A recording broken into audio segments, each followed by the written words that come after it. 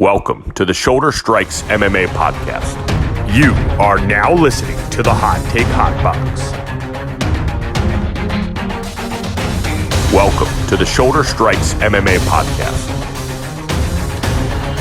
You are now listening to the Hot Take Hot Box. Ladies and gentlemen, Shoulder Strikes MMA Podcast, here to tell you that none of you out there, including us, know anything about MMA, and this is the most unpredictable sport in the entire world. Because I'm prepared to say a sentence that I never thought I would say in my entire life.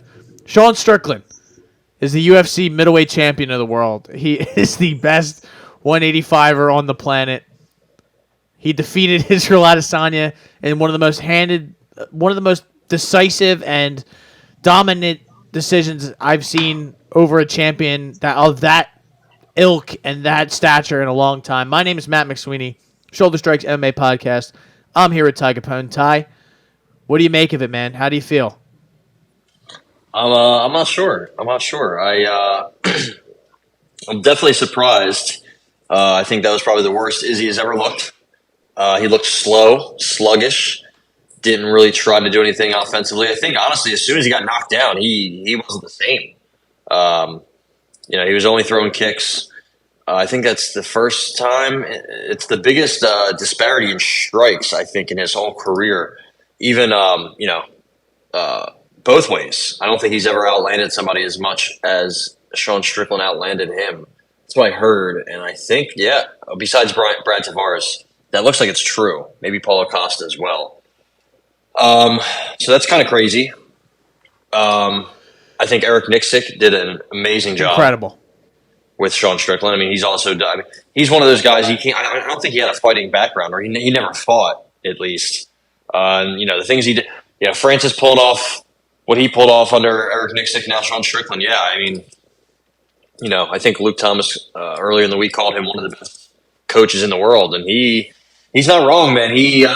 I didn't think this would ever happen. I mean, Sean Strickland from pretty much, I would say, other than the second round, was in complete control. The knockdown, I honestly thought he was going to get him out of there because Izzy looked not great. Like the way he recovered, but it didn't look great. It looked very sketchy, very clean. He didn't do anything in the first round, Izzy. I mean, the first round, I missed the knockdown because how boring it was up until that moment, and then the flurry, easily gave him the first. The second round, a little boring. I mean, honestly, a lot of the fight was not fun. It was kind of boring, if you will. A 25-minute at-range kickboxing match, averaging 20 strikes landed per round, or 40 combined. Not a typical middleweight fight. 34% significant strikes landed for Izzy. That's insanely low. I mean, I don't know if there's something going on. I know he's I think getting sued, or he's in the middle of a bad divorce from his ex-wife, and she's trying to take everything. I think girlfriend, yeah, she's trying to take him to the cleaners, apparently. Does that play a factor? Yeah, who's to know? He's 34. That, I think, obviously has to play a part in this. I think Kamaru Usman's also 34, right? And Francis is 35. They're like all around the same age, and they all kind of had they didn't fall off at the same time, but they kind of all just slowly. I guess not Francis, but now we're seeing Izzy. He's what? I think 4-3 in his last 7. Is that correct? Is that the case? I mean, yeah. I'm sure. I don't really know. I don't really know what's next for him. I mean, a lot of people are going to say he should get an immediate rematch. I honestly don't think he should. I disagree. I feel like that's kind of just holding up the division at this point, because he's going to win and then he's going to lose, and he's going to win and he's going to lose. So, I mean, and even his wins haven't been really impressive. I mean, he hasn't got a knockout since he fought Paulo Costa, or Alex Pereira. I forgot about that one. But other than that, I don't know, man. Maybe he's at the tail end of his career. He's had so many fights, right? He's had hundreds of kickboxing matches. He's had almost 30 MMA fights, which is kind of crazy. I mean, he's kind of, he broke into MMA and just, got the ball rolling really quick and never took his foot off the gas. I feel like maybe now he should take some time off. Maybe he should fight Dricus whenever Dricus is healthy. And then maybe give Strickland. I mean, I don't even know what you do with Strickland at this point. You know, I mean, he's pretty much both of these guys have fought pretty much everybody in the division, right? I mean, Drickus was supposed to be the guy. He was supposed to be next, but he's hurt. I'm not even sure what the status of him is. Don't like when guys who sit out the fight are talking shit too. It's like, dude, like just stay out. Like, oh well, if that you're better be lucky I wasn't in there or something like that. It's like, well, you weren't though. So like, just like Kai Car-France when he was rings cage side, you know. For all the Manel Cobb said, Kai Car-France is just standing there, you know, giving him the finger, this and that, trying to act tough when he's the one who pulled out of a fight 2 weeks ago. So, I mean, yeah, but who do you like? What do you do next? Because Drickus is 2, Izzy's 1, Whitaker's 3, and then Cannonier and Vettori round out the top 5, which is just, you know, the state of the middleweight division is not great. Well, I think, you know, 10 to 15 is better than 5 to 10, 5 to 9, 4 to 9, whatever you want to say. I think this is pretty easy. First, I do want to go over the fight and just say that I know a lot of people are going to go in, and they already have gone on and made excuses for Izzy and said, well, yeah. I'm sure he's going to have to get surgery, and they're going to be like, oh, see, he broke his hand. You know, something like that always. Whatever it was. I just think he took this fight for granted. I thought he for sure, I mean, like we all talked about before, it probably got to his head. He thought he was he had this in the bag. It was an easy matchup. Sean Strickland was just going to kind of be there. He was going to be there to be hit, and eventually Izzy was going to find his chin and, you know, catch him or knock him out or hurt him or just, you know, maybe win a kind of a snooze fest. It looked like that's what Izzy was trying to do. It did, like, definitely. It looked like he kind of wanted. I mean, honestly though, you're right. I think the fight was never the same after he got knocked down, which understandably so. It's just kind of how fighting is, but that kind of, like, it woke Izzy up for maybe, I don't know, the first half of the second round. And then after that, Sean Strickland kind of put his foot back down on the pedal and was like, all right, like, he's not really bringing me much back, you know, like, violently. I'm not really going to get caught clean here, it seems. So I'm just going to put my foot on the pedal, and I'm going to put constant pressure in his face. And that seemed like the key to the victory. You know, obviously his striking defense was much better than we thought it was. And he may have exposed Izzy in the sense that Israel as a strictly boxer is not good, right? I mean, that's what it seemed like. It seemed like Strickland kind of just brought it to him in his face, took the kicking element really out of the game, was checking a lot of those leg kicks. And those body kicks, he was catching them and threatening sort of a takedown. But you could tell, I mean, we talked about it before. I mean, we were worried if Strickland wanted to get into a kind of a, you know, a striking battle, he was going to lose. We were wrong, you know? I mean, Strickland didn't even look for a takedown. Nick Six telling him, hey, let's mix it up. Like, he didn't even think about it because I feel like he kind of knew. Like, he had this guy's number. He was in his face the entire time. He was landing clean shots. And as technical, it seems like, as he is, he's also kind of wild. So that some of the strikes that Izzy thinks he's getting out of range of, or he's dipping left to right, he's getting hit with them. He was getting like ping-ponged back and forth a couple times, where you saw Izzy's face like, oh my God, like I'm getting beat up here. And the crazy thing too was in the last minute of the fight, Strickland's screaming at him and following him around the octagon, and Izzy's running away from him. Like, was totally fine with handing his title over to Sean Strickland. Ty, I gotta say, man, of all my years watching this as consistently as I have, that is the most embarrassing loss I've ever seen a champion take. And guys have gotten knocked out.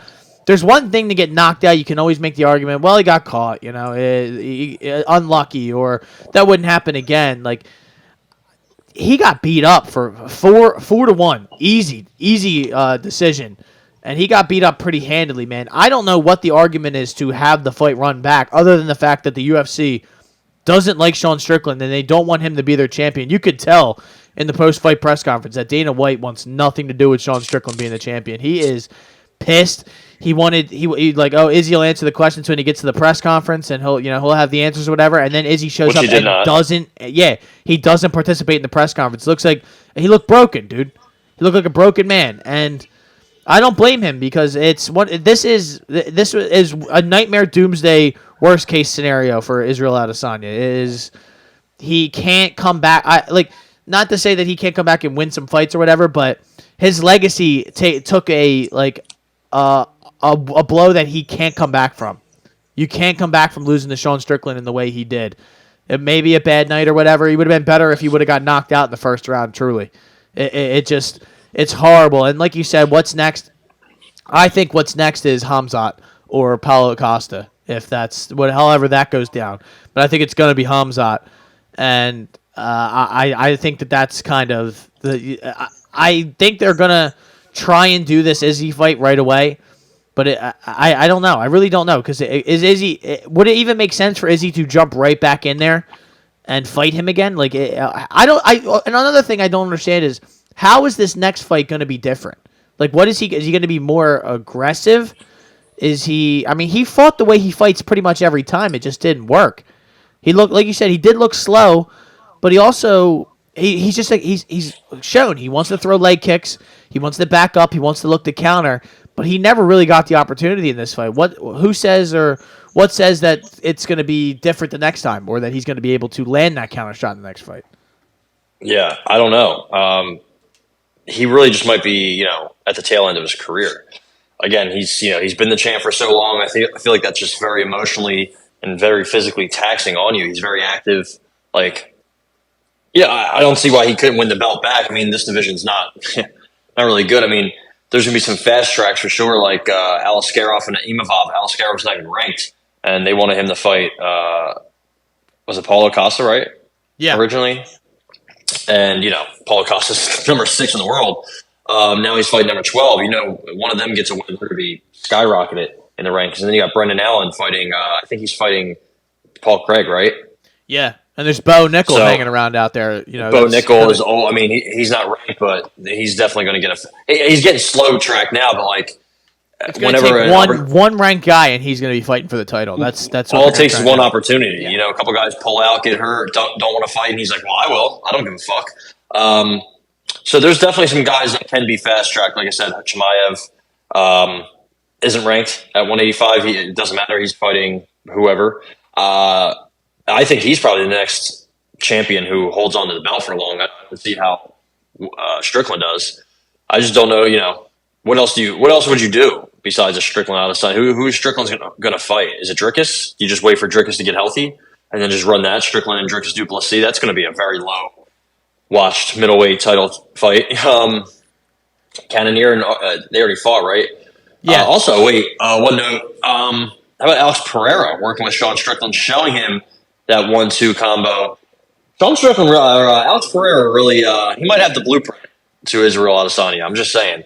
It seems like he's just constantly around when Izzy falters. What else? Yeah, also Izzy after the fight saying, he's fine, he's healthy, him and his family are together, and just saying all the things that whenever you have to start saying that you're winning in life after something like this, you can tell like this.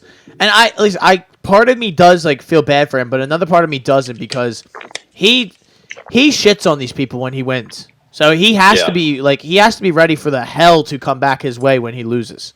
Like that's kind of how it is. He's not really gracious in winning. So don't expect people to be gracious when you lose. I mean, he was acting like this was going to be a breeze, and it really was the opposite, man. Yeah, he's not fully, pulling a Ronda Rousey, but he's entering that territory. She did a whole media blackout before and after the Nunes and even the Holly Holm fight. So, but was it a bit weird that it seemed like Strickland was the crowd favorite leading up to the fight? I know it was in Australia, and Izzy's from New Zealand. Is there like a big rivalry with Australia and New Zealand? Is that a thing you know of? I think somebody broke it down basically like a guy who's not really not from New Zealand, who is, an African-born fighter who came to Australia at one point and knocked out an Australian champion in Sydney, So it's like they don't kind of like forget that shit and the shit that he was talking and all that stuff. It's just, and I know people were like, Casey O'Neill's acting like they're just rooting for his downfall or whatever. I don't know about that. I mean, I think that also at the end of the fight, they were just kind of like, that was awesome to see. And they were just, and honestly, I mean, Israel just we talk about it. He does not allow himself to be really like a likable guy. He does a lot of shit that just is annoying and gets under people's skin, and he's unapologetic about himself, whatever. But like I said, when you act this way, shit comes back your way, and you're gonna have to deal with it. You have to accept it, because you were humping Costa when you knocked him out, and all these memes, and you're shooting arrows in Pereira's lifeless corpse. this is how it is. And you got beat for 5 rounds by Sean Strickland. And he was screaming in your face, basically calling you a Chinaman in the octagon, and you did nothing about it. Like you backed up. I don't know, man. Like it seemed like to me, the excuses are going to be made, and obviously the second fight could be different, but it seems like Adesanya is going to be knockout or bust. Because if this fight goes the full length, then Strickland's just going to keep walking him down, right? I mean, I don't like. That's what bothers me with the whole discussion about having a rematch right away. Why would I want to tune into that? I already saw exactly what's going to happen. There's going to be the intrigue of maybe this could be different, but by like the second or third round, I'm going to be like, oh shit, like this happening again, right? Like, I don't know. Yeah. I don't know. I was very surprised. I mean, where would you put this among greatest upsets? Because I feel like I know the odds might not be number 1 or 2 or 3, but like that has to be one of the bigger UFC upsets, all things considered. People are going to say GSP Matt Serra, but that was kind of just a big shot that he, You could argue fluke. You could argue fluke with that. They fought again and he fucking smoked him. Same with Matt Hughes. Like Matt Hughes got him in choked him outright, I think. And then they fought again and he got fucking smoked. So like they're both big upsets, but like, I don't know. Where would you put this? I guess I think this is number one. Number one, wow. Especially of title fights. And it's not because like you said, it's not odds related. It's not any of that. It's just the fact that he thoroughly dominated him, man. Yeah. Like it was not like in a fight. I guess it's because I thought for sure Israel had like this was a W. Like I even tweeted it out like, dude, Strickland looked terrified going to the octagon, but he was just locked in, man. Like he was just ready to go. And from pretty much the second the fight started, he was just in his. And I was like, I got excited because even though I bet the other side, I was like, I still like we say all the time on here, I want to see some cool shit. And right away, you could tell Strickland was in his face, like ready to go, and his defense was on point. And man, I'm impressed, man. That was awesome. And I don't know how long, like you said, he's probably going to get beat by somebody or, by someone someday who, it could be the next fight. Who knows? But I think I even heard like Chael Sonnen say he's probably right. Strickland definitely learned something from that Alex Pereira loss. Like that. Yeah. Like he kind of learned, like that's what Chael Sonnen was saying, that he has to respect some of these or these elite strikers, like, and their, their hands and their feet. Like you could tell that by his stance in this fight, he was much more like in the guy's face and was not willing to back down, as opposed in that Pereira fight, he's backing up and he's getting hit. He's just getting kind of pieced up. I don't know, man. Just it's awesome for Sean Strickland. The guy hasn't exactly had an easy life. He's had a lot of shit go on, and everyone doubted him, including myself, going into this fight. The guy shocked the world. He proved everyone wrong.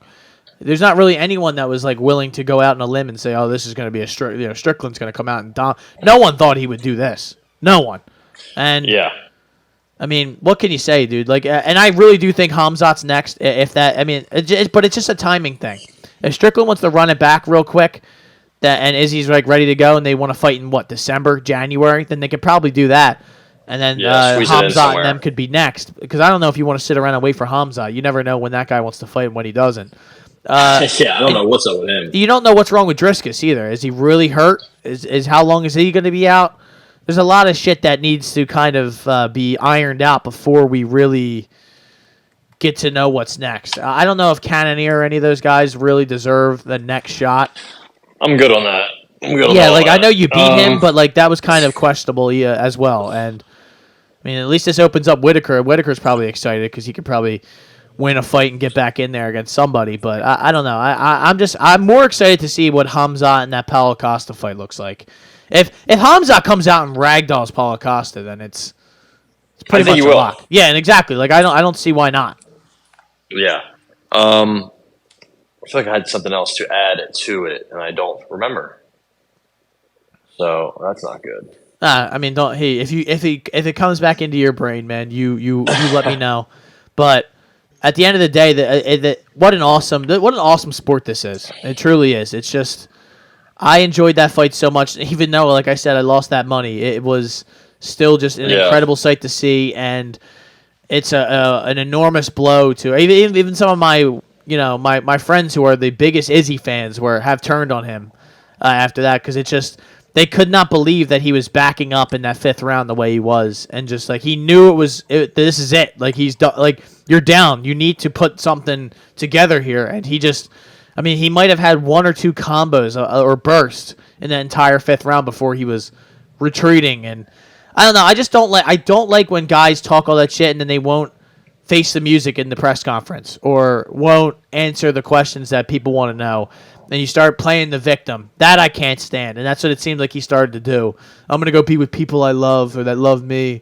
And I'm going to let Eugene Behrman. Even Eugene was like, I don't even know why I'm out here. Like, he's like, I'll do it for him. Like, but it was kind of coward. When Eugene Behrman doesn't want to speak, that's when you know there's a problem. Yeah, he was like, they had nothing to say. There's nothing you can say to make that right. They got dominated. And I like, they're going to do it again, it seems, but. I don't really care to say it, but of course I'll watch because that's just what I do. But yeah, one last note to put a bow on it: 193 and 293, 2 of the bigger upsets, both coming in Australia. Holly Holm, Ronda Rousey was UFC 193. Yep. This one being 293. Just some ironic notes to throw in there. Wild sport, man. How about Volkov hitting an Ezekiel choke on Tai Tuivasa? Listen, from Mount. It also like to say, don't want to go too far without saying this. Laura Sanko was incredible on Saturday Amazing. night. I think she should be included way more often than she already is. Like that, I thought she did an incredible job. She added to the broadcast. She knew what she was talking about. She was insightful. And she was just a breath of fresh air, it seemed, to one of those big pay-per-view broadcasts. So I just wanted to give her a shout out. She looked amazing. Well, she the combination.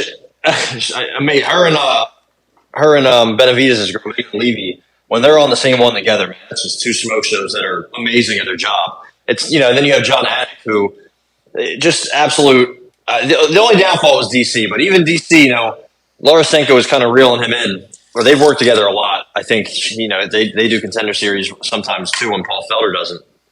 But I think now they're at a point where as long as John Anik's leading, you can throw in Paul Felder and Laura. You can probably do Dominic Cruz and Laura. Like DC, you don't need DC or Joe Rogan at this point to have a very successful commentary crew. In my opinion, I think they're better without those 2.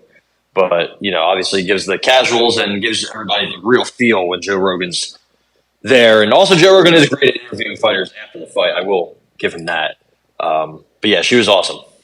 Yeah, DC had a rough night with having to get the mic away from people. So that's it wasn't his fault. I felt bad. No, not his fault at all. You could see he's like, Jesus. Like, especially when the Manel Cop one rolled around. He's like, oh my God. Like, are you kidding me? Like, no, but real quick, back to Volkov. Volkov looked good. Tai Tuivasa is just not that good. And I got to stop, trying to, make him more than what he is. He's just kind of a fun guy who can knock out the Augusto Sakais and the Greg Hardys of the world. But when he gets into the top 10, top 15 of the world, he struggles. And it's not to say he can't beat some of those guys because he has the, ultimate equalizer. And he's number 8. So I guess I should say more of the top 8, basically. Anyone pretty much above him he struggles with. But he's limited. Once he goes to the ground, it's over. And he fell down, and then he got taken down again, or you could tell it was over. He was getting hit. He was getting hurt. He was getting hit with straight shots. He was getting hit with body kicks. Yeah, quick. Volkov looked much quicker than we thought he was going to. His nose started getting busted up 2 minutes in. I was like, oh, man. I had TKO. Actually, I had inside the distance. I had a parlay. It was Tafa TKO, Pedro TKO, and Volkov inside the distance. So that hit. That was a nice little 3-legger. Yeah, I mean, at first I was like, oh, man, he's going to tap because he's a quitter and he doesn't want to be in there. But, having a guy that's 6'7" on top of you, choking you, and then also putting their shoulder in your on your mouth. I don't even know what you're supposed to do. With in that position, there's nothing you can do. You're literally trapped. Your mouth's getting suffocated. You're getting choked. Just a lot of pressure from a big man. So I mean, one thing to note: with him in this fight, Tuivasa only landing 14% of his strikes to the head, 60 to the leg. So it's kind of like he's turning into a washed version of Mark Hunt, where he's just throwing, he'll look for the big shot that knocks you out, but he's really just trying to throw. While they're good leg kicks, they did work, and they started to slow Volkov down, especially on that lead leg. But he's he's been here, he's done that. He's big, he can switch it up with both feet. He pretty much stayed in orthodox, so it didn't affect him that much. It kind of did slow him down. That's when that second round started, you could tell it was starting to have an effect. It seems like the leg kicks don't really hurt until the guy gets up off the stool for the next round. He's like, whoa, like that shit hurts. So he was doing good there, but then he just couldn't find him to the head, and he struggled finding guy. Like even when he fought Cyril Gane, he knocked him down. That was nice, but other than that, he had pretty much zero success to the head of Cyril Gane, and he doesn't close distance well. He knows he's at a disadvantage. I mean, the Tafa brothers, both of them are going to always be at a reach and height disadvantage, but they're very they're much better, I think, much more fundamental boxing and much better at finding their opponent's head. I know they haven't fought anybody as good as the guys that Tuivasa has, but still, he has a real problem. Like this was a slow opponent. This was somebody I thought, man, he's going to be able to rock him at least once, but is he going to finish? And he couldn't even do that. Like he didn't land anything to the head. So, and absolutely dominated at distance. The clinch, even when they got in the clinch, Volkov was loading up some big knees that didn't really, eventually land. But and then he gets choked out at the very end of the second round. Just I don't know what's next. I think he's going to have to reset. He's gotten 3 hammers in a row. Right? Cyril Gane, Pavlovich, Volkov. It's time to go back to the Hunsuckers of the world. No, really. I mean, it's time to go back. I mean, he needs a reset fight. You're kind of right. Like Jared Vanderaa or Chase Sherman, whatever guy is coming off a win or a loss, give him to him. Doesn't matter. Rogerio de Lima, maybe give him. Yeah, somebody like that. Nascimento. Yeah, or maybe not. I was going to say Waldo Cortez, but honestly, Waldo Cortez might put him down. Jairzinho. So, Jairzinho, that'd be good. I mean, he could also put him down. So for sure. Anybody can put anybody down at heavyweight, though. It's a tough sled, and Volkov kind of just there. He's the ultimate gatekeeper, it seems, at the higher up in that weight class. He's number 6. I think he was 7, jumps up to 6. I don't know if these are updated. No, I don't know. Tuivasa drops 2 spots. I think so. Yeah, I think they are. Honestly, I don't really care. There's no other implications. No, this card really. It's crazy. This was and then you have to not transition that easily, but Manel Kape, who he was looking for a big time fight. He's been looking for one to kind of propel himself into that title conversation, but he kind of gets screwed from that. He's supposed to fight Kai Kara France. He pulls out. They have their whole thing. He's throwing water bottles at him in the press conference and stuff. He's calling people homophobic slurs. He's got all sorts of stuff going on this week. Manel Kape is an absolute psychopath, so you got to respect that. Talking shit to Izzy at the press conference. Sit the fuck down, man. He's saying all sorts of shit to anyone who will listen to him. But, he gets the win, unanimous decision. I think he should have probably gotten Felipe dos Santos out of there, but like we kind of, that's what I think we both had that, right? Him TKO, but really didn't even come all that close to it. I just think it was a combination of both. I think Felipe looked good. I think he's much better than we expect. Not that we disrespected him, but he had a much better chin. And I don't think Manel Kape really hits that hard. I think he's very technical, and I don't know. I guess Kape's game leaves a little bit, lacking. I guess because there were certain points where he was getting the pace pushed on him in this fight, and Felipe dos Santos was walking at him like a zombie, and you could see Kape was getting a little bit tired from hitting this guy so many times. But it was pretty close, honestly. Like Kape was landing more or at a much higher clip, like doubling them up percentage-wise. But Felipe couldn't get a takedown. I think he tried a couple times, and Felipe did, I think, a better job of mixing it up. Those shooter box guys are gonna go low, they're gonna go high, they're gonna mix it up real well. But he got a lot of his kicks checked, a lot of his body kicks blocked Dos Santos. So, I mean, it was just a really tough fight for somebody that young making their debut. He's had like 7-0 before this. So, Manel Kape's, he's been around the world pretty much. He's been all around the globe. Brazil, Portugal, Russia, China, right? Isn't that where Rizin is, in China or Japan? One of the two. He's been, I think, to both. Thailand is where he pretty much stayed at for a long portion of his career. Now I think I forget, is he in the States now, right? He's with Extreme Couture. I think I have that wrong, but Yeah, he's at Extreme. I know he's with okay.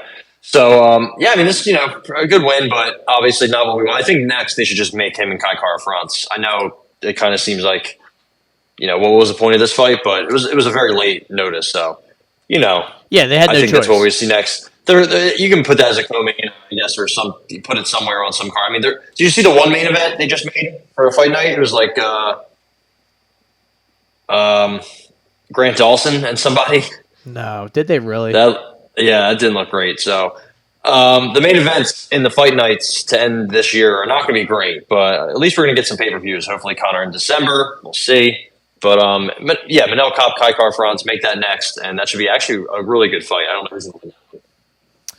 Yeah, so good win for Manel. Yeah, like you said, it's kind of like one of those fights where it's like, like it could really, Manel had nothing to gain from this fight. Even if he knocked this guy out, everyone would have been like, well, he was fighting some guy who just kind of they called up, making his UFC debut on a pay-per-view card. Like he asking a lot of Felipe Dos Santos to go in there and win. But yeah, good win for Manel. How about Justin Tafa taking out Austin Lane in a minute and 22 seconds? Really not much to say here. Who could have saw that coming, right? I don't know. Yeah, I'm glad I took Austin Lane, not on the card, but I took it in my private life, and that was a mistake. Just because I was feeling it, I was like, Justin Tafa stinks. He's going to... No, he doesn't. Well, he does, but Austin Lane stinks more. Austin Lane stinks more, but good win for Justin Tafa. Austin Lane does stink. He's bad. He should not be in the UFC. And Tafa is just heavy hands, man. He hits you, you go to sleep. It's pretty simple. Yeah.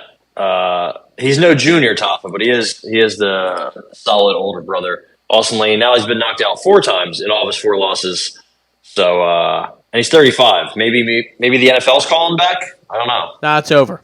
It's over, all right. It's probably over. So, how about Tyson Pedro taking out the pleasure man, Anton Turkalj, right? Is that what it is? It's a J, but it's an I. Doesn't make much sense, but yeah, IJ. But he gets eliminated, and Tyson Pedro had a sick celebration after he knocked him out. The Pleasure Man said that was awesome. He told Tyson Pedro that he's going to taste the Pleasure Man, which was a little bizarre, but he gets eliminated, and that was a pretty easy win for us.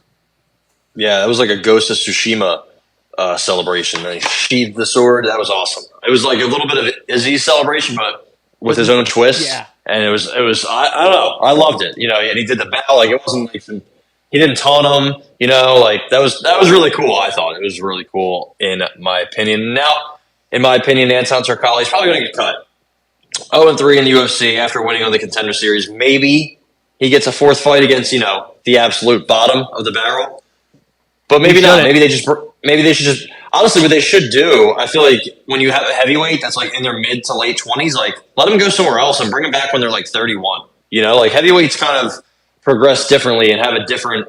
Look at Sergey Spivak. Like he's only 27. Like if he fights a bunch of lower guys in 6 years, he could just be at the top again. Like, you truly never know. As long as you make improvements, I feel like a lot of heavyweights don't really improve in ways that they should, but. Somebody like Turkalj, like he looks like he's good size. He has some good fundamental parts of his game. He's very tough. Yeah. But he's not very skilled. Yeah. Especially defensively. That's where it's going to really get you hurt. And a jab to a cross to a hammer fist, like bing bong boom, you're done. He should probably just they should keep their eyes on him for sure. I mean, they signed him off the Contender Series for a reason. He fought somebody on the Contender Series that was, at least a veteran. He was on Brave CF, so obviously he was in a grappling match with Alexander Gustafsson. So, there's definitely something to work on here. But yeah, he needs some seasoning for sure. Like a couple of years of seasoning somewhere else, LFA or he needs some seasoning. Brave. They need to put some salt, some pepper. They need to do all sorts of stuff. Season that man up, get him going. This was easy, man. I knew what the deal was going into this. It's just, I mean. Really, he's not UFC level, man. He's just not. And when you can't even get in, I mean, a win, or I'm sorry, not even a win, a decision to Vitor Petrino is going to wind up being his number one thing that he did. and he kind of just was like wasn't he spamming takedowns in that? And he just was trying to get that fight to the ground, if I remember correct. I don't even remember that fight. Yeah, he got taken down a bunch of times, but then he got his own takedowns. He was like 5 of 15, but then Vitor Petrino got his, but they kept reversing each other. Like every time he took Petrino down, Petrino just flopped him back over. That was a really that was a weird fight. That one was ugly. But that was, I mean, listen, he's younger than me and you are, so maybe, give him some seasoning, a lot of grill work, sear him up, pan fry him. Italian dressing, French dressing, anything you can season this guy up with, let's do it, because he needs some seasoning. But everything seasoning. How about your boy, the most handsome man in the UFC? Didn't look that handsome on Saturday night. I don't know what's going on. He looked pretty beautiful. Didn't like the buzz cut. I think he's got to go back to the hair. I agree. That's more of my type. But he gets a submission victory over Da Un Jung. I had the TKO, I believe, which was what? Minus 125. Minus money, yeah. And listen, I mean, it's not like he didn't try or land clean shots. Da Un Jung just came through and walked through like the new Korean Zombie. He was just eating shots over and over again. And I believe, did he get taken down, I believe, Olberg? Or he was, Da Un Jung was trying to take him down and got reversed.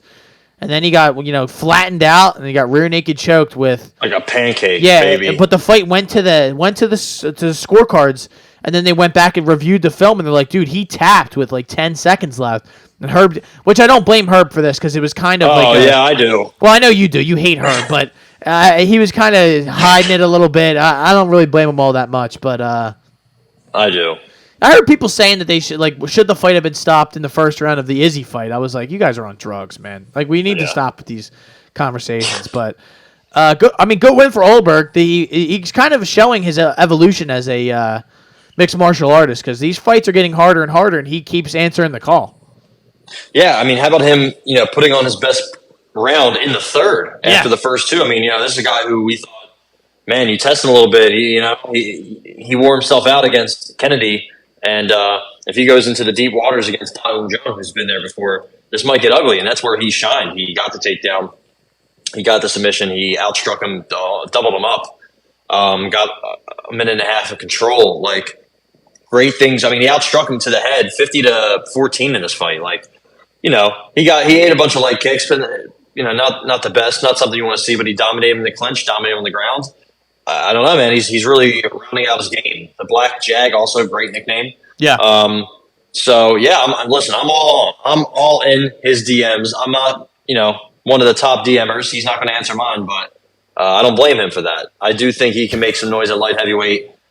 He's still pretty raw, and he's not the youngest, right? He's like, I think he's 30 something, but light heavyweight, kind of like heavyweight, it doesn't really matter that much. I mean, Glover won the belt at 40.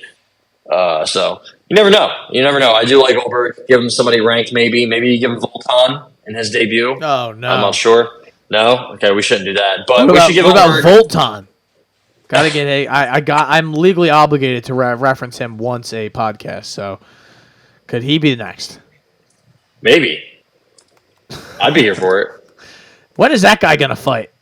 I'm not sure. I can look Volter. I have to get his name right. I'm sorry. Volter. Okay. Volter Walker. Yeah, Voltan. I make him sound like a fucking transformer. Like, the clean monster. He looks. He's 25 years old, and he's got a fight against Jake Collier in 2 weeks. He's gonna fucking kill him. He's a heavyweight. Oh, it's Volter. Yeah, Volter, not Voltan. Okay. Not to be confused with Voltan. Yeah, he's a big dude. Oh, he's not fighting Jake Collier. He pulled out. Jake Collier is very smart. Jake Collier pulled out. Yeah. Hey, man, it's good to get. It's a good thing to. You better get good at that if you're going to be doing stuff. But all right, Chepe Mariscal gets a verbal tap out from arm injury.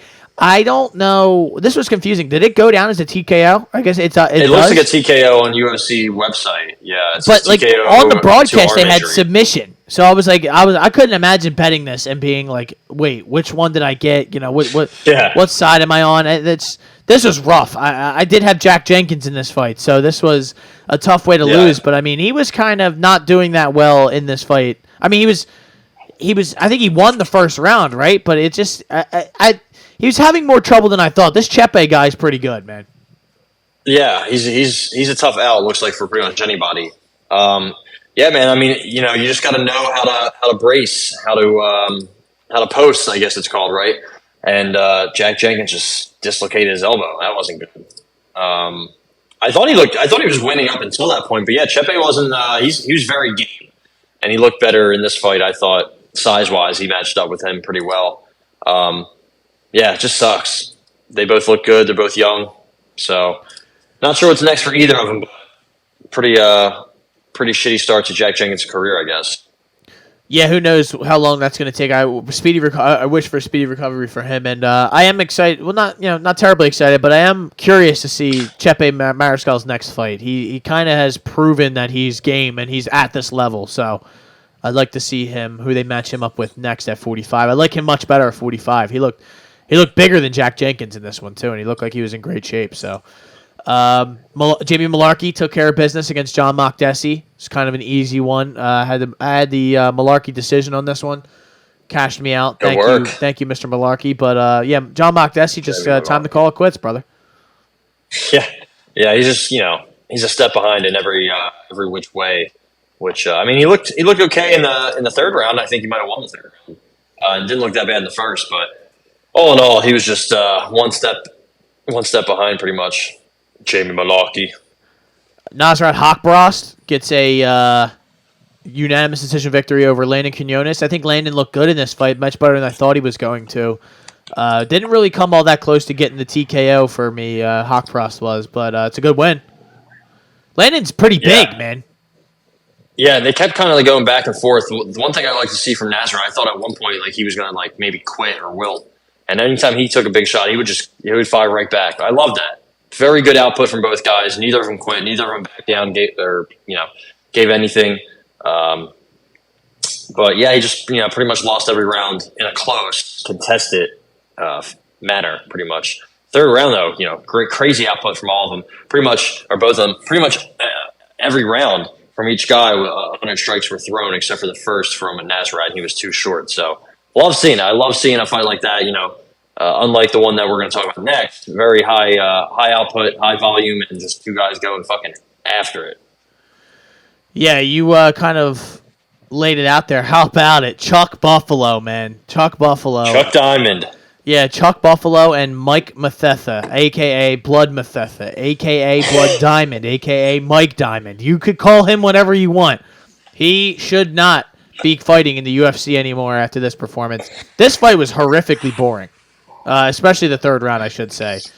I mean, one thing I got to give Blood Diamond, his takedown defense was on point. He was not definitely got better. Was not letting Chuck Buffalo take him down, but 1 of 6. Yeah, not good for Chuck Buffalo. Who was the referee? Kept having to get involved in this. Mr. Herbert. Yeah. Dean. Yeah, well, and that kind of killed him. Yeah, he doesn't want to do anything. So when he had to actually work, he was like, "What the fuck, guys? Like, can we back up a little bit?" But no, I mean, this fight was horrifically boring, and good win for Chuck Buffalo. He lets the fans know how he felt about them afterwards. Some more homophobic slurs, calls them all pussies, tells them to come down and do something about it. I mean, if he would have just called them pussies, quickly. Yeah, if he would have called them pussies and told them to come down and do something about it, that would have been sick. But yeah, what are you gonna do? I always crack up when these people get real shocked that these cage fighters aren't exactly the most refined and politically correct people in the entire world. So, who would have thought? Yeah, who would have thought? Who would have thought these guys are not exactly the most wholesome people in the entire world? But Charles Racky, Chuck Buffalo gets the win. Yeah, calling the crowd that different. If you would have did what Manel Kopp did and called Izzy's team, a bunch of them. Yeah, I guess the crowd kind of laughs at that. But, you're going after the crowd. It's funny. It's ironic that he said that word when the whole fight he was just, hugging and humping Blood Diamond. That's all he was doing. So it's very ironic in that sense when he was saying that. And they're probably all like, dude, that's what you are. Like, you're calling us that. You had 9 minutes and 40 seconds of control, but it seemed like you didn't have any control. You were just grabbing a guy against the cage and stalling. You didn't do anything. One takedown. It's not funny, but it is funny when it comes out of Manel Kopp's mouth. It's just, and the way the way he says it, Mr. Canelo Pacquiao. Yeah, the way he said it, and the way DC just ripped the mic away from him, and Manel Kopp was like confused that the mic was being taken away from him. He's like, "Wait, what did I say?" And DC's like, "Jesus, man, like, come on." But hey, good win for Chuck Buffalo, and I guess I don't know if we'll see him again, but. Blood Buffalo gets it done. How about Gabriel Miranda? This is a plus 270, brother, that we hit on that sub. Nasty. Easy. In a minute. It was like the easiest bet we could have ever made. I wish I had a bunch of these the whole night. It was a W, as easy as a W can get. Shane Young, come on, man. You ain't for this, man. That's 4 in a row. So you should look out for his name on the watch list. Coming up in any day now. Gamebred MMA to sign there. Speaking of Gamebred MMA, I mean... Well, hey, we'll get there. Yeah. This was easy, man. Gabriel Miranda looked good.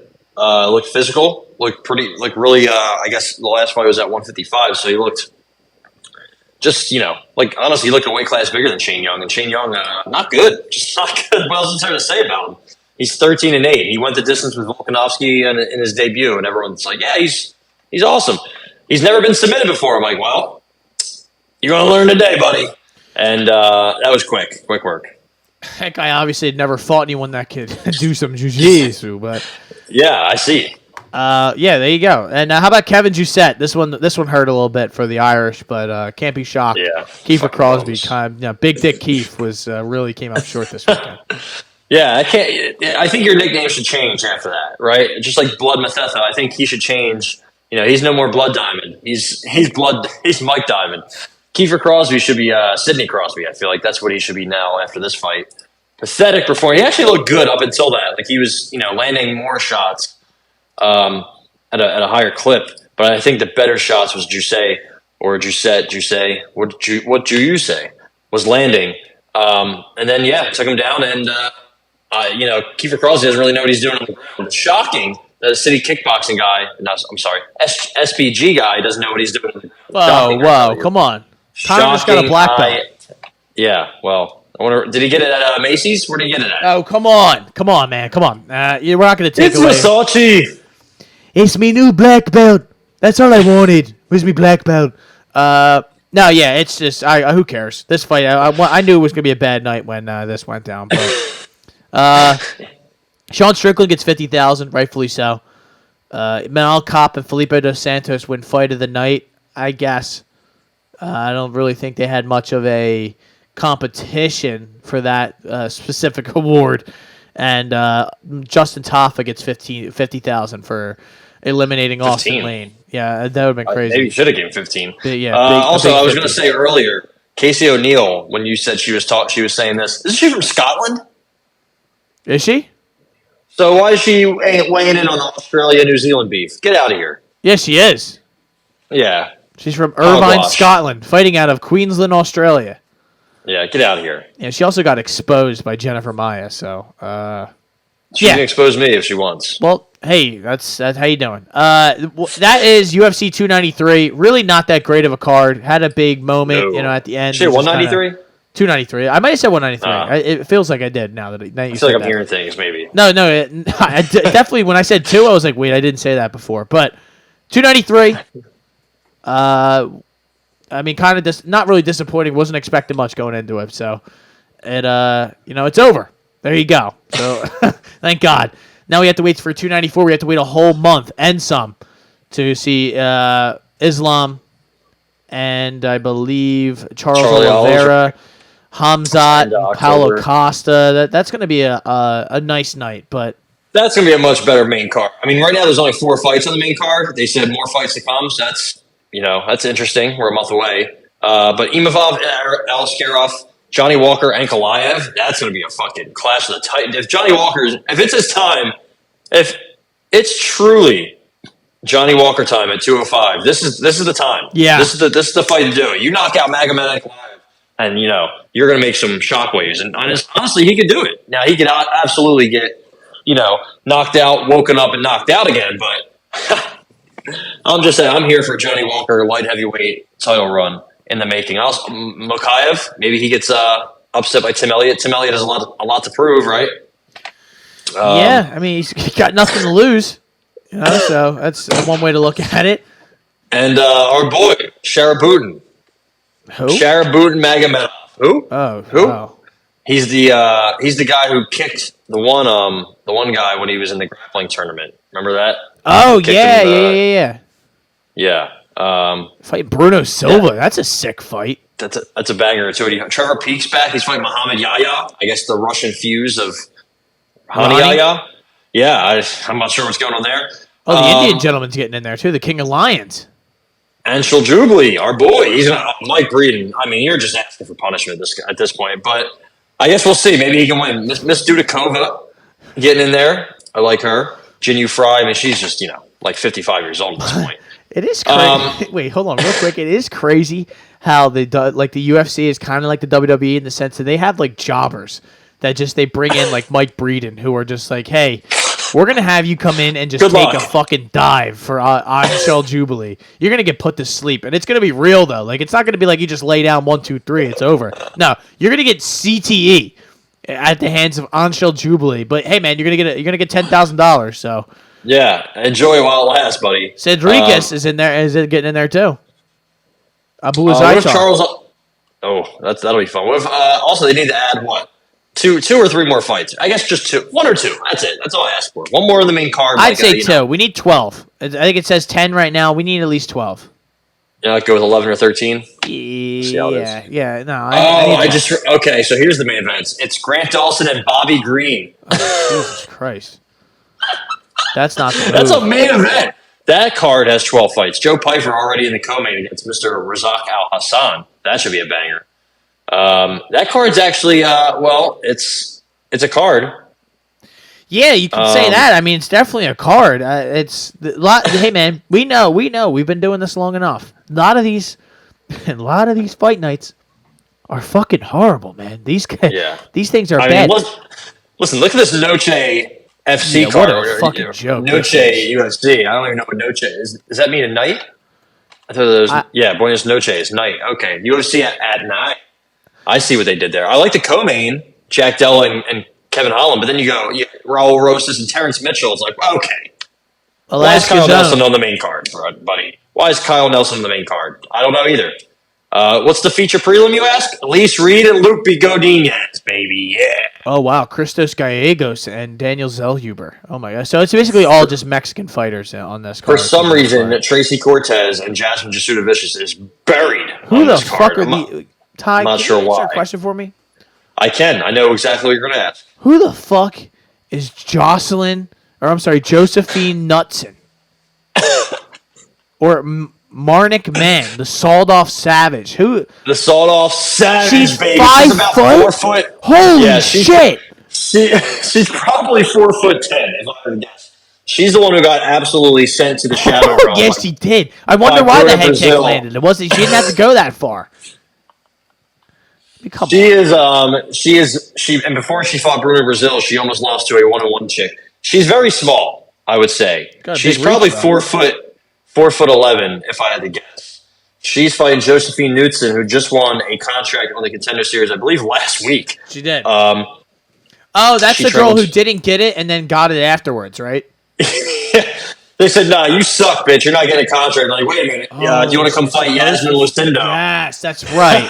That's right. On short notice, and she's like, "Yeah, maybe not. Maybe not. Maybe I'll just fight this girl who's a couple inches shorter and less scary." Marnik Man is very bad. I just want to warn you now. She's not good. Oh, this card had a ton of people pull out. Yeah, the pull-out card. I mean, look at all the names. Jesus Christ. But, yeah. I mean, Daniel Lacerda's looking for his first win, man. Is he going to go 0-5? Sure hope not. We can't let that happen to Mr. Da Silva. We can't let that happen. This guy, Charez, is a layup. I think we're going to make money this weekend. I got all my money on Tracy Cortez. Let's go. We will have a whole pod about that. Were you able to catch Game Bread FC? Yeah. Did you actually watch it? I watched some of it. I turned it on, and Anthony Njokuani got spinning back elbowed, and I was like, "Oh fuck!" And then he won. So that happened. There was one heel hook on the card, only one submission all around. I'm guessing they didn't outlaw him, but they said you might as well just try to kill each other. Junior Dos Santos, by the way, absolutely jacked to the gills. Both gentlemen, absolutely jacked to the gills. Junior Dos Santos told Brian Campbell a couple days ago that his body looks the way it does because now there's no more USADA testing them. Wow, can't believe it. So he can take his fat burning supplements. Is what he called them. Fuck off, dude. Like, you think we're a fucking bunch of assholes, man? Come on. I mean, we might be. He ends up, for Fabricio Verdum, his eye looked, pretty much like it was going to come off. He's 46, so I feel like this is just punishment at this point for something he did earlier in his career. Junior Dos Santos is still not 40, by the way. Also, his Tapology picture is terrifying. Who, Junior? He looks like he's 21 and he's fucking used to the gills. It's just not, But I did see him beat the shit out of Verdum. That was interesting. The whole bare knuckle MMA crossover kind of confuses me, if I'm going to be honest. I'm not really sure what's going on or what I should be looking for. Mackie Patolo got stolen multiple times by Joel Ballman. That was fun. Pretty much, listen, if you watch BK MMA, I think your car has been repossessed once or twice, and you drink Busch Light. I just think that's the crowd that they're going for, and they're in Jacksonville, so that's pretty much what who I described. Jesus Christ! But it's basically just the same thing as the BKFC crowd, just exactly absolute slapdicks. Yeah, Irwin Rivera took another L, so Irwin not taking many wins. Brandon Davis, how much more punishment can one guy take? I don't know, but he lost again, so there's that. Good win for everyone involved. How about it? Maki Kayla Harrison is a TV announcer. So she was the TV announcer on this? Yeah. Her and Robin Black. Jesus Christ. All right. Quickly before we get out of here, Contender Series. Yes. I did want to hear some of your thoughts on that. Yeah. I also for whatever reason there's three boxing cards this weekend, all on Friday night. DAZN, Top Rank, and some random organization I've never heard of, or promotion I've never heard of. They're all saying, hey, we're going to have a fight at the same time in the same part of the country. So that's what's going on in the boxing realm, if you will. In a couple hours. It's honestly just a couple hours away, Contender Series. It looks like it's going to be a pretty good week. So there's a couple ones I don't know about. I think in the main event, Malik Lewis, I just don't think he's very good. But this guy, I watched him, the Peruvian fella, James Yontop. Goku, his nickname is. He's not very good. He didn't look that good.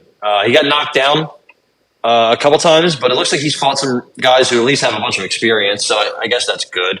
Malik Lewis literally lost in the Contender Series pretty viciously, if I remember correctly, right, by Mr. Trevor Peake. Oh yeah. And then he fought Paulo Silva. I guess Thiago Silva and Paulo Costa's brother, and he beat him at the very end of the third round. And that guy's 8-6. So he's there's a lot of these people who on this season you're going to see that were on the Contender Series before. There's like 3 or 4 of them just on this card. He hasn't fought anybody since he lost. Meanwhile, Julia Palastri, she fought Jasmine Jasudavicius a couple of years ago. She actually looked pretty good. Like she was piecing her up on the feet, and she fought up. She used to fight at 105. Jasmine fights at 125.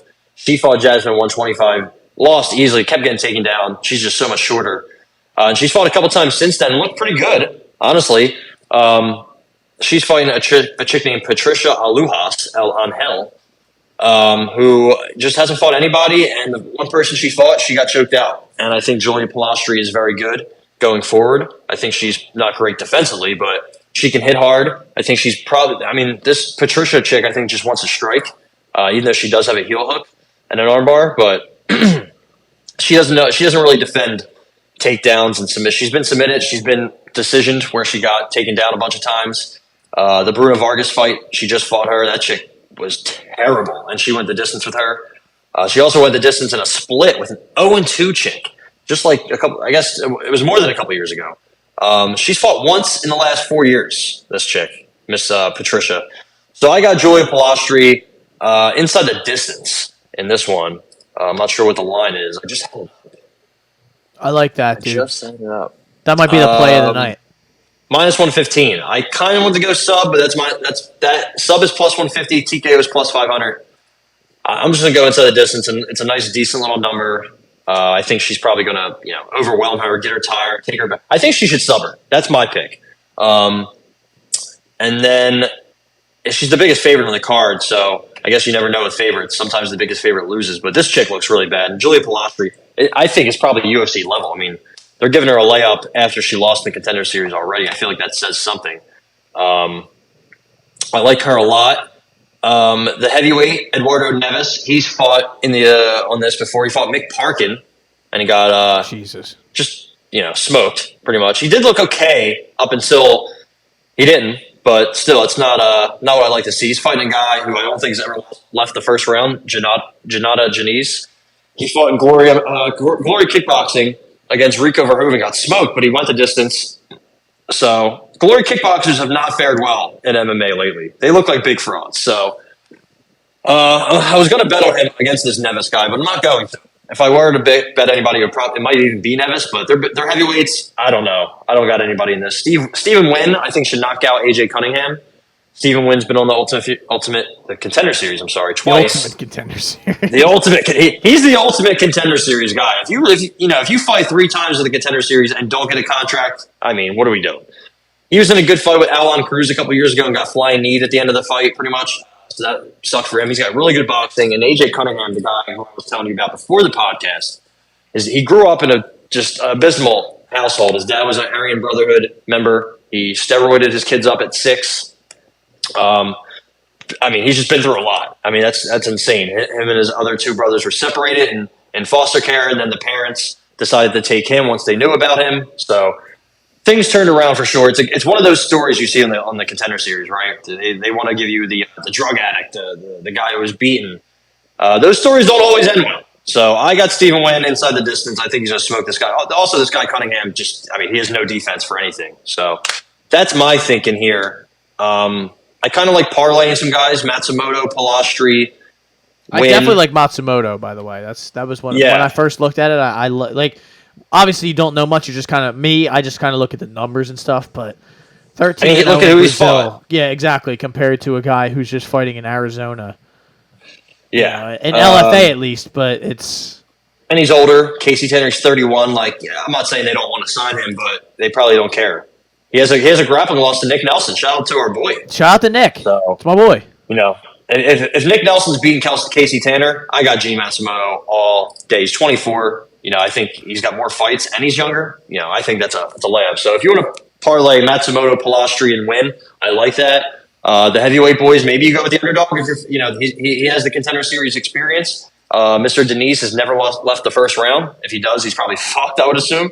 Maybe you take the shot on Neves, but Mick Parkin pretty much did what he wanted to him. So, and then the main event, I have no idea. I would go Yontop because Malik Lewis stinks, but that's just my think. I love Stephen Wynn inside the distance. I love Julia Pilastri inside the distance. That's what I got. There you go, ladies and gentlemen. There's your Contender Series picks. And that's the Shoulder Strikes MMA podcast, man. We're incorporating more Contender Series into this. I think it's I know you've actually been watching more. I love it because it gets kind of gross. But lately I've been finding myself off on Tuesday nights. Thank Christ. And I've just been I love it. I mean, it sucks. It kind of sucks because you're like, all right, I want to watch them now because I know that they're going to be in the UFC. Win, lose, or draw, they're probably going to get signed. That's the thing. It's like I have to have to watch it now because I know all these guys are going to be fighting next week. Yeah, even when they don't get a contract, they get a contract. So, it's definitely getting better. I think Mr. Rachmanov, I think Shavkat's sister is going to be on one of these coming weeks. I'm not sure when. But, I'm excited, man. I don't love the main event in this one, but it's going to be an action fight. I think, honestly, I would take the under in the main event in the Yontop Lewis fight. I don't know if that's a thing. FanDuel has all sorts of stuff now. It seems like the books. Don't care, huh? Well, I think the smart thing that the UFC kind of did was to get the books more like, hey, we need like odds, like you to take this stuff more seriously so more people watch it. Because otherwise, unless you're really gambling on it or you're hardcore like us, you don't really have a reason to watch it. It's just kind of there. It's just something to watch on a Tuesday night. And this is kind of the Tuesday night is the perfect thing. There's nothing else going on. Absolutely. Nothing. It's just Taco Tuesday. You get some tacos, some Modelo, you get the fighting spirit Brewed of with UFC, a fighting spirit, for the record. Brewed with it. And then you sit down and you watch these fights. And if you want to go on DraftKings, they have a 9/11 special that you can bet on. So why not? Insane that was the thing.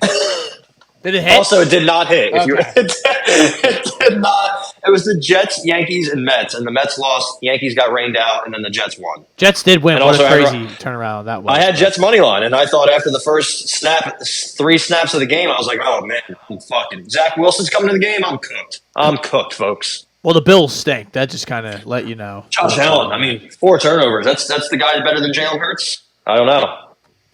Well, there you go, ladies and gentlemen. Shoulder Strikes MMA Podcast. We will be back later on this week. We'll have a full breakdown of Eagles talk. Yeah, we're going to have an Eagles episode soon. We're going to have a full breakdown of UFC Noche. I'm going to be working on my Espanol. Yeah, work on that a little bit. Before I get ESPN Noche. We're going to say the whole thing. We're going to speak. We're going to do our whole podcast in Spanish. In Espanol. I'm going to have a couple guys that I know have that speak Espanol. They're going to come on. But Habla Espanol. My name is Matt McSweeney. I am Ty Capone, as always.